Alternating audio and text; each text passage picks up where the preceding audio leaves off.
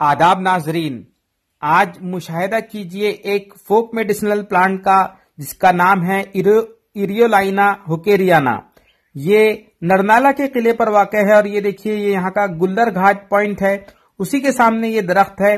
काफी कामयाब किस्म का ये दरख्त है जिसे हम फोक मेडिसिनल प्लांट कह सकते हैं। इसके अफाल खवास में आगे आपको बताऊंगा, लेकिन फिलहाल इसके तने का मुशाहिदा कीजिए। इसका तना सख्त किस्म से होता है, इसीलिए कुल्हाड़ी वगैरह बनाने में इसका इस्तेमाल है। काफी इथनो मेडिसिनल वैल्यू है इस दरख्त की।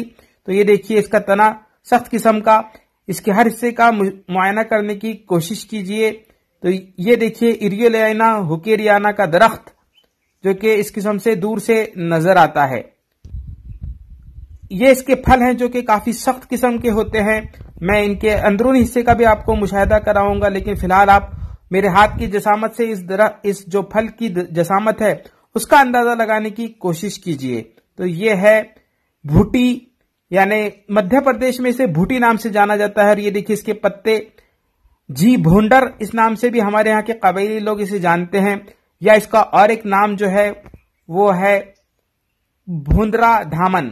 चूंकि इसके पत्ते धामन या फिर फालसे से मुशाबहत रखते हैं, फालसे के पत्तों से, इसीलिए इसका ये नाम है। और ये देखिए इसके पत्ते पुष्ट की जानिब से कुछ इस किस्म से नजर आते हैं। बिल्कुल फालसे के पत्तों से काफी मुशाबहत रखने वाला ये पौधा है। हालांकि ये मालवेसी फैमिली का एक दरख्त है, लेकिन आप इसके पत्तों से बहुत कुछ अंदाजा लगा सकते हैं। काफी खुरदुरे किस्म के, सख्त किस्म के इसके पत्ते और इसका फल वगैरह आपको नजर आ रहा होगा। इसके फल के अंदरूनी हिस्सों का आप मुआयना कीजिए, इनके अंदर एक रुतबत भी पाई जाती है। काफी सख्त किस्म का ये फल होता है। इसके जो मंतकी मुफरदात है उस हिसाब से देखा जाए तो इसके अंदर का जो मगज है वो सख्त आजा के अंदर के मगज पर, यानी दिमाग वगैरह पर काम करने वाली दवा नजर आती है। और कबायली लोग भी जो इसका इस्तेमाल है माजीन में, यानी माजूनों में, ताकत की चीजों में इस्तेमाल करते हैं इसको। तो ये देखिए मुकव्वी बह इसे माना जाता है। हालांकि इस पे काफी रिसेंट रिसर्चेस भी हो चुकी हैं, मैं आगे आपको बताऊंगा।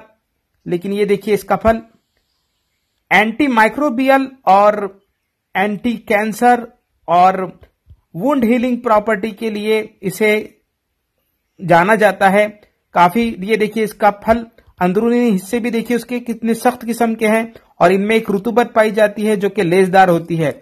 इसीलिए इसे मुकव्वी बाह समझा जाना चाहिए और मुकव्वी बाह के तौर पर हमारे यहाँ के कबायली लोग इनका इस्तेमाल भी करते आए हैं।